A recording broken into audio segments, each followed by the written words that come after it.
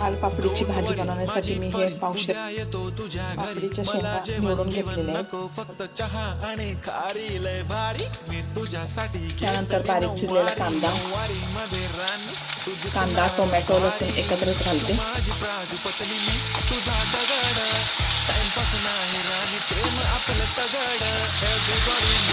चांगलं परतून घ्यायचं आहे, तांबूस रंग होईपर्यंत परतून घ्यायचं आहे सर्व. तर ह्यामध्येच मी 1 चमचा मीठ घालते, म्हणजे कांदा टोमॅटो लवकर भाजले जातील.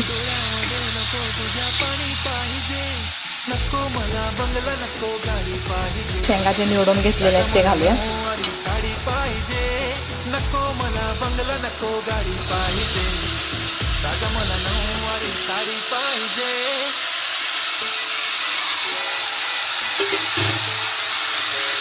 शेंगा घालून 1-2 मिनिटं परतून घेऊया.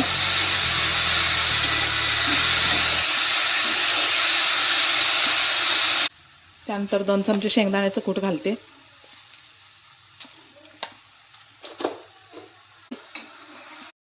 असेच नवनवीन आणि हेल्दी रेसिपी पाहण्यासाठी